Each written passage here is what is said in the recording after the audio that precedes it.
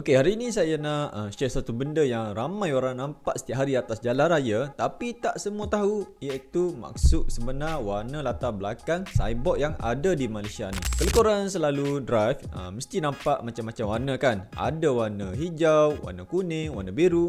Tapi apa sebenarnya maksud semua tu? Jom saya explain. Okey, first sekali warna hijau. Okey, kalau kita nampak papan tanda ataupun signboard warna hijau tu biasanya untuk lebuh raya yang ada tol. Jadi bila kita nampak papan tanda hijau, jalan yang ditunjukkan tu kita akan kena lalu tol. Okey, warna biru ni pula untuk jalan biasa yang kita lebih kenali sebagai jalan persekutuan, negeri ataupun jalan dalam bandar. Kebiasaan jalan ni tak bertol. Jadi kalau kita di atas jalan ni, kita memang akan banyak jumpalah signboard yang warna biru ni. Kemudian warna coklat. Okey, yang ni menarik sikit. Signboard yang warna coklat ni untuk menunjukkan tempat-tempat pelancongan, tempat-tempat menarik, tempat bersejarah atau kawasan rekreasi. Contohnya macam muzium, pantai ataupun taman. Jadi kalau kita nampak signboard warna ni, maknanya ada tempat menarik lah tu kat situ. Lepas tu warna jingga ataupun warna oranye. Yang ni sangat penting sebab ia berkaitan dengan isu keselamatan lah. Biasanya digunakan dekat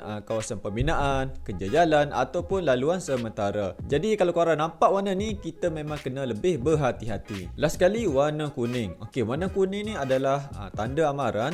Contohnya tempat selekoh tajam, jalan licin ataupun kawasan yang berbahaya. Jadi bila kita nampak signboard kuning ni, terus ready untuk kita slow down kenderaan tu dan fokus, takut-takut ada bahaya yang datang. Jadi sebenarnya bila kita faham warna-warna signboard ni, senanglah untuk kita baca situasi jalan tanpa perlu fikir lama. Perjalanan kita pun akan jadi lebih smooth dan selamat. Jadi kalau korang baru tahu benda ni, cuba perhatikan lepas ni bila drive. Memang nampak perbezaan dia.